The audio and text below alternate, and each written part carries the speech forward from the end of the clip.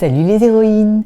Aujourd'hui, on va faire un test live en direct pour savoir si tu es au potentiel.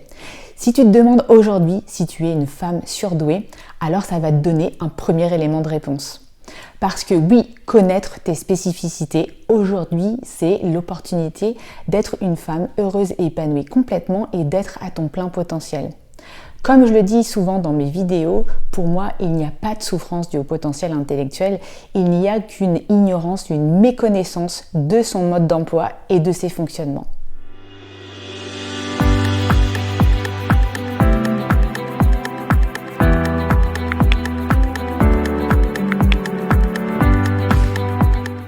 Je m'appelle Sandrine Larive, je suis coach et hypnothérapeute et j'accompagne depuis plusieurs années des femmes à haut potentiel pour révéler leurs talents. Beaucoup d'entre elles s'ignorent encore. C'est pour ça que j'ai choisi de créer cette chaîne YouTube pour sensibiliser sur le sujet et surtout il y a encore très peu de recherches sur les spécificités de la douance féminine et c'est pour ça que c'est important qu'on en parle. Avant de rentrer dans le vif du sujet, on va voir un petit peu mieux le contexte de ma démarche d'aujourd'hui. J'aimerais vraiment que tu comprennes les différentes façons de tester ton intelligence. La première, la plus connue aujourd'hui, c'est de faire le test de Weiss. Ce test utilise l'échelle de Wechsler. Je te mets une petite image, un petit graphique pour que tu comprennes un peu mieux comment s'utilise cette échelle. Alors, pour utiliser cette échelle, on a une courbe de Gauss. Donc on voit bien qu'aujourd'hui 68% de la population est autour de la moyenne, donc de 100. Et il y a une frange de la population qui a un QI de plus de 130, c'est ce qu'on appelle les hauts potentiels intellectuels. À l'intérieur de cette fraction de la population, on trouve encore une autre fraction de personnes qui a un QI supérieur à 145. C'est ce qu'on appelle les très hauts potentiels intellectuels, les THPI. Et on sait aujourd'hui qu'il y a plus de différence entre un THPI et un HPI qu'un HPI et une personne dite neurotypique, donc normale dans le jargon. On sait aussi que ces tests ne sont pas toujours valables à 100%, il y a des marges d'erreur et il y a beaucoup de facteurs qui peuvent aujourd'hui influencer ce genre de test. Il y a ton degré de stress, ton degré de fatigue, la bienveillance ou pas du praticien si tu es hypersensible. Il y a aussi le fait que tu peux avoir un trouble associé, un trouble de l'attention, un trouble autistique ou encore une dyslexie. Et là, ça peut vraiment influencer les tests. Et aussi ton rapport aux examens. Est-ce que tu as été par exemple traumatisé quand tu étais jeune et du coup, à chaque fois que tu passes un examen, tu te retrouves un petit peu comme paralysé. Parfois, c'est encore plus confusant lorsqu'on a des résultats hétérogènes au test. Un test est constitué de plusieurs sous-tests et on peut avoir des différences assez grandes entre plusieurs dimensions, ce qui fait qu'on a du mal à donner un score à la fin de QI total. Alors c'est pour ça aussi qu'aujourd'hui, les très bons praticiens connaissent les caractéristiques du HPI aussi de manière clinique. Il n'y a pas que les tests, il y a aussi toutes les caractéristiques qui accompagnent justement l'identification du HPI. Et Monique de Kermadec, qui est justement une psychologue clinicienne très très bien formée, a pu, grâce à l'observation de tous ses clients pendant des années, développer un espèce de portrait robot du HPI. Alors évidemment, ce portrait robot ne reflète pas l'infinie complexité des surdoués. Il y a autant justement d'intelligence que de surdoués. Mais ça nous donne une petite idée justement de si on est sur la bonne voie. Ça va te donner une petite direction pour savoir si tu dois continuer à t'intéresser au fonctionnement du HPI. Monique de Kermadec, c'est l'auteur de plusieurs livres sur les surdoués et notamment L'adulte surdoué à la conquête du bonheur. Et je te parlerai un petit peu plus tard d'un autre livre sur les spécificités justement de la douance féminine, la femme surdouée. Alors là, c'est le moment de prendre un papier et un crayon. Je te laisse quelques secondes pour le faire. Tu vas voir ce test, c'est 17 affirmations. Et pour chaque affirmation, tu vas mettre un score. Alors, tu vas mettre 1 si tu penses que cette affirmation est vraie pour toi et tu vas mettre 0 si ça ne te correspond pas. Et à la fin, on va pouvoir additionner tous les scores et je vais te donner une interprétation des résultats. Première affirmation. Les adultes à haut potentiel sont des perfectionnistes qui ont tendance à placer la barre toujours très haut pour eux-mêmes et pour les autres. Alors là, c'est cette idée d'exigence par rapport à soi et aux autres, exigence de performance, une espèce de contrôle extrême qu'on veut tout le temps maîtriser en permanence sur les choses. Alors si tu es concerné par ça, je te propose de mettre 1 comme score ou 0 si tu ne penses que ce n'est pas toi. Deuxième affirmation, ils sont plus sensibles aux défis personnels qu'aux récompenses décernées par la société. Par récompense décernées par la société, on entend par exemple promotion, salaire hyper élevé, statut social, diplôme, etc. Si tu es concerné, encore une fois, un petit +1. Si tu n'es pas concerné, tu peux mettre 0. Troisième affirmation, ils sont préoccupés par les questions mystiques, par la recherche de la vérité et la découverte d'un sens à la vie. Effectivement, les HP sont des personnes qui sont sans arrêt en quête de sens. Ils ne supportent pas l'incohérence et les choses qui ne sont pas logiques. Et surtout, ils sont en doute permanent et en remise en question souvent. Alors, je te propose de mettre 1 si tu es d'accord, 0 si tu n'es pas d'accord. Quatrième affirmation, ils sont indignés par l'injustice, possèdent de fortes convictions morales et un grand sens de l'intégrité. 1 ou 0. Cinquième affirmation, ils sont capables de défendre ardemment leur point de vue et leurs idéaux. Effectivement, les HP sont des personnes qui ont une soif d'absolu, une soif d'idéal, et quand ils sont convaincus de quelque chose, ils sont capables de défendre bec et ongle leur point de vue. 1 ou 0. Sixième affirmation, ils ont sporadiquement besoin de contemplation et de solitude. Alors c'est vrai, les HP ont besoin de bon, de vrai et surtout de beau. Ils ont besoin de moments comme ça où ils peuvent s'émerveiller sur la nature et se reconnecter à leur propre nature. Et souvent, ils arrivent à se recharger mieux quand ils sont seuls. Ça ne veut pas dire que ce ne sont pas des êtres sociaux. Septième affirmation, ils ressentent de façon exacerbée leur environnement sensoriel. Alors là, tu pourras faire le lien avec ma vidéo sur l'hyperesthésie et l'hypersensibilité. Tu pourras même aller tester ton hypersensibilité. Quant à l'hyperesthésie, en fait, c'est le fait d'avoir un petit peu les 5 sens en folie. Parfois, c'est un sens, parfois, c'est plusieurs sens.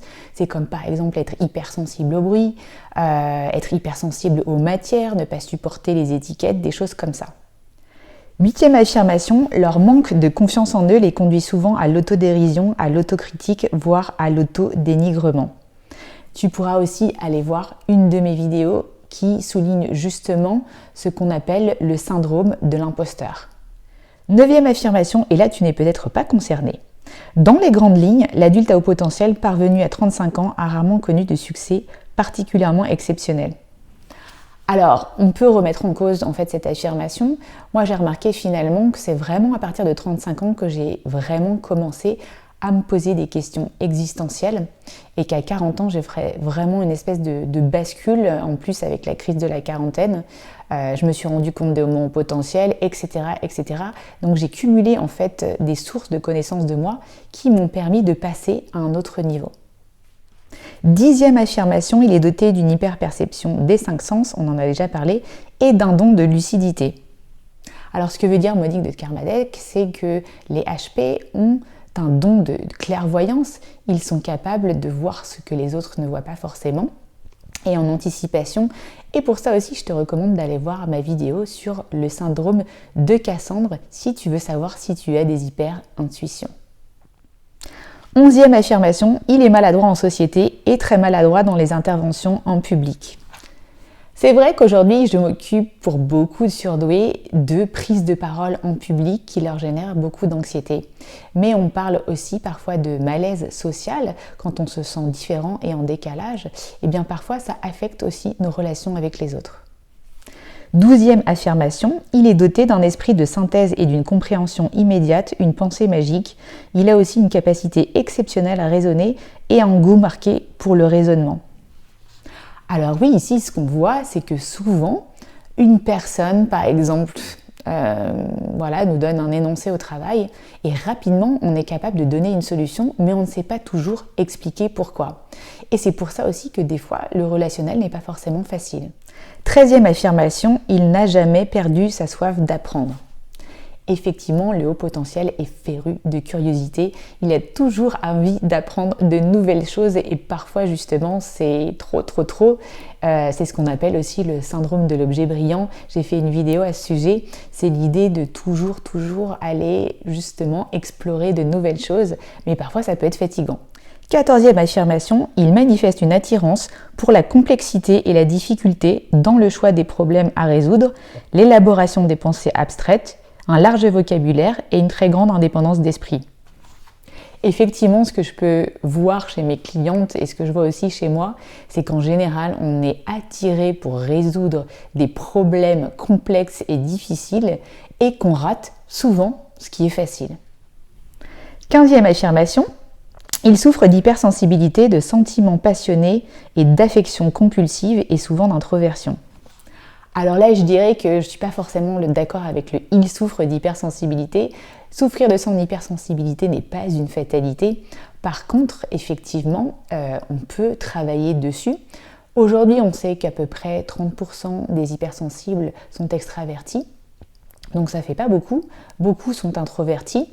Et on sait aussi qu'il y a une énorme différence parfois qui est difficile pour les autres entre notre complexité et parfois notre affectivité qui n'est pas très équilibrée et qui fait que parfois on peut être traité d'immature. 16e affirmation, quoique doué d'empathie et de compassion, il souffre d'enfermement et de solitude. Alors là oui, ce n'est pas une fatalité encore une fois que de souffrir de ça, mais au début il arrive que quand on ne connaît pas encore son mode d'emploi et ses fonctionnements, on puisse se sentir isolé, même lorsqu'on est dans un groupe d'autres personnes, parce qu'on se sent en décalage, on se sent différent. 17e affirmation, et dernière, il a tendance à questionner et à contester l'autorité, à être non conformiste. Et oui, le propre du haut potentiel, c'est de ne pas aimer être mis dans une case, de ne pas vouloir rentrer dans le moule. Et comme dit l'expression, plus on cherche à rentrer dans le moule, plus on ressemble à une tarte. Alors là, c'est le grand moment d'additionner tous tes points. Je te laisse quelques secondes pour le faire et pendant ce temps-là, je t'indique comment lire tes résultats. Si tu as moins de 8 points, c'est que tu es une personne qu'on appelle neurotypique ou normopensante selon le vocabulaire du livre de Christelle Petit-Colin, Je pense trop. Si tu as entre 8 et 12 points, c'est que tu as un énorme potentiel, mais qu'il est sûrement en sommeil et qu'il mérite aujourd'hui d'être un peu plus exploré.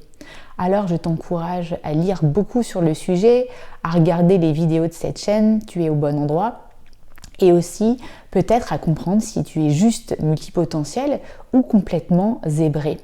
Et pour cela, je te propose de télécharger l'e-book gratuit qui se situe juste en dessous de la vidéo. Ça te permettra d'avoir un petit quiz pour comprendre si tu es multipotentiel ou complètement zébré. Enfin, si tu as plus de 12 points, c'est que tu as sûrement des bonnes raisons de te poser la question si tu es haut potentiel.